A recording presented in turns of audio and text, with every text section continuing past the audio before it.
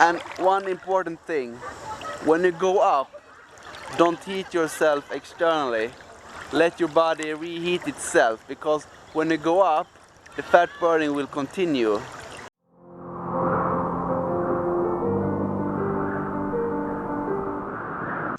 Hey guys! Swedish Iceman here to freeze with you! I'm in Cambodia, at the river, and today I'm gonna talk about Wim Hof Method and weight loss. So I didn't want to make a video about this before because I didn't really understand the biology of it, but now I feel more confident to talk about it because I've been reading a little bit more about Wim's experience, and I've also been reading a lot about Ray Cronise. He's a scientist who's been on TED, and he also published some papers like the winter metabolic hypothesis, and he talks about how you can increase your fat loss with thermogenesis.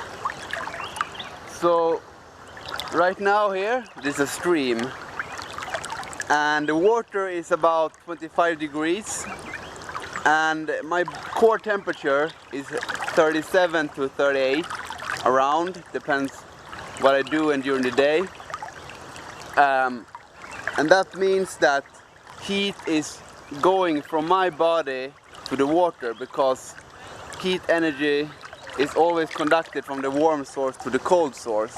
So, and heat is energy, so I'm losing energy while being in the water.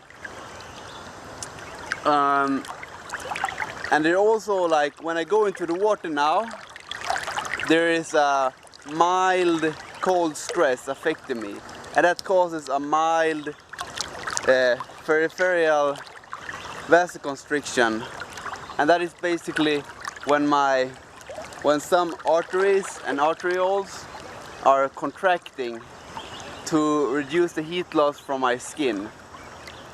So they restrict the blood flow and concentrate it to the core, and it also increases the oxygen to the brain and the heart, which of course is a symptom of the restriction of the blood to your peripheral, like your arms, legs, fingers, toes, and especially skin, so from your shell.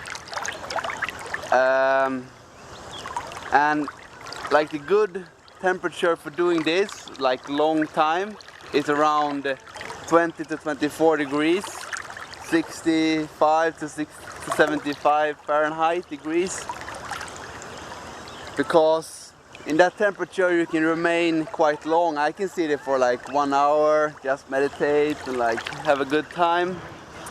You can go down to like 15, but if you go below 10, severe vasoconstriction will like occur in your body, and you will also have the shunt veins in your hands and in your feet will shunt away blood from your fingers, so it will just bypass the fingers. So like in the palm of your hand, it will rotate around, and that decreases the heat loss also. So if you go below 10, your heat loss will be smaller, like compared to how cold it is.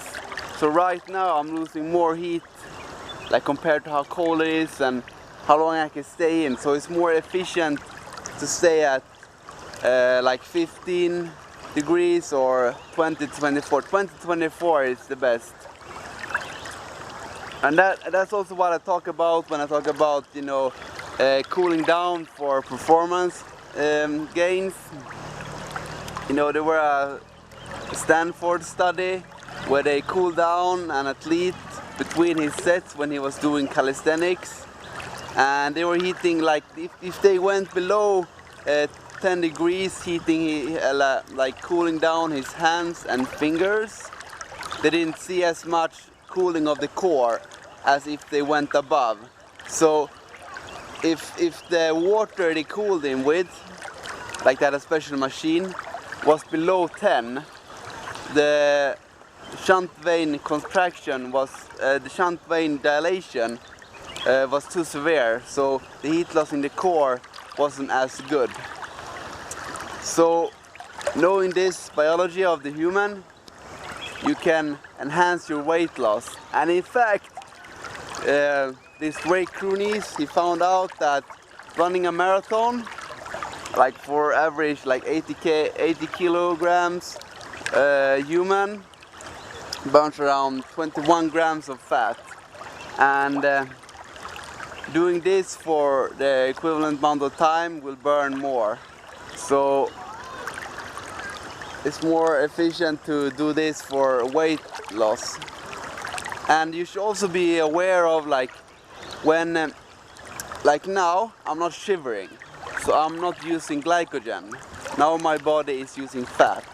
If I start to shiver, that means my mitochondria in my muscles are creating ATP, which is energy for my muscles. So I'm burning more glycogen than I'm burning fat. Right now I'm not shivering, so my body is like my mitochondria is just producing waste heat. They are just burning lipids to produce heat, waste heat, to not make me too cold, because if I get too cold I can die, and like it can be really severe. So it's really easy. I mean, this is called mild stress, mild cold stress, and I do it, like, I do exercise a lot because I want to have athletic performance, because I like mountaineering and stuff. But exercise for weight loss isn't the only way, and there's coming a lot of science about this now, so it feels great, so I want to talk about it. I just want to talk about things that I know is somehow scientifically grounded, you know. I don't want to be a quack or something. Same with my diet and stuff. I just want to try to be, I don't want to fool you guys or something because I have some hidden agenda or something. I just want to show you guys what I do to be the most healthy and to get the best athletic performance. And I'm doing this now because I want to lose a little bit weight before I go to Nepal in August, because I'm gonna try to do some really fast solo ascents of not like really high mountains and not technical mountains, more like mountaineering mountains when I can walk or do scrambling. I haven't really, like, it's really hard to say how many calories you are burning of fat per time unit, because it depends on the heat you are losing, because now the water it's a stream here, so the heat conducting from my body is more, because if I would sit in a still lake, the water around my skin would you know, get closer and closer and closer to my shell temperature, and the conduction would be less. Like the higher the delta, like the change in temperature is, the more will be conducted from the warm side to the cold side. And a lot of this I've studied when I wasn't in university doing engineering. So it's pure mechanics, but in your body it's biology. But it works the same, you know, warm to cold. So it's really hard to say how much you are burning. It depends on the water, really, and it depends on the temperature of the water also. And I suggest being in water that is streaming and that is about 20 to 24 degrees, because that is what Ray Cronise is recommending right now. He has like a calorie meter, and that he's measuring how much calories he's using, and from that you can see if you're burning glycogen, if you're burning lipids like fat in your adipose tissue, or if you're burning amino acids from your muscles or from your digestive tract. So, and he recommends 20-24 degrees, or like 65 to 75 Fahrenheit degrees. And I would like to talk more with Wim about this, because I know, like Ray has talked about it with Wim, and yeah, I would like to talk with him. Maybe next year I go to Poland and visit him. It's gonna be fun. Yeah. So now I'm gonna do some meditation and also do some free diving exercises like breathing and stuff. But I'm just gonna be here for a while. And one important thing, when you go up, don't heat yourself externally. Let your body reheat itself, because when you go up, the fat burning will continue. So don't stop your fat burning with going into a sauna, or just let your body reheat itself, because it will continue. And that's the same if you go to ice water. Like, you get cold and then you go up and you feel cold, but if you let your body to reheat itself, you will use a lot of fat. You'll also use glycogen, because maybe you will shiver. It depends on how good you are at using fat as waste heat, and how much brown fat you have in your body. And studies have found out that generally obese people have less brown fat, they have more white fat. So skinny and athletic people have more brown fat, so that's a huge advantage for me, because I'm athlete, so I have more brown fat, and you get a little bit more brown fat when you are exposing yourself to cold. You don't get much.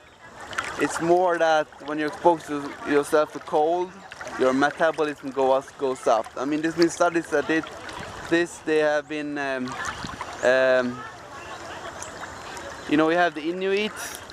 They have been comparing their metabolism with people living in Africa, where it's warm, and it's considerably lower in Africa because it's so hot there. So if you have a high metabolism, you're gonna have more heat in your body, and it's gonna be harder for you to cool yourself. But if you're Inuit living in cool environment, you want to have higher metabolism. You want to have more. You have higher adaptive thermogenesis than people living in warm climates.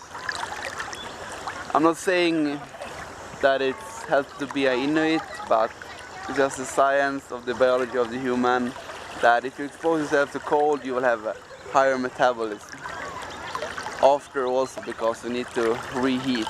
So this was a pretty long video, and I hope it was informative for you guys. So as always, I love you, I love everything. Give something back, stay strong.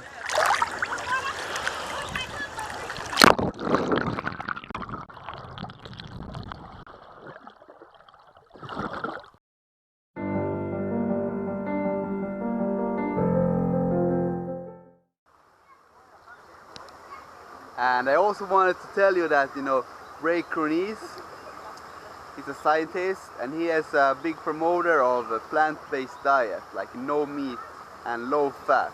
So that's really interesting, because I found out for myself that this is the best diet for my Wim Hof Method practice. And I will have a link down below to his website and to the TED talk he did. And stay strong, guys. Live life, smashing happiness.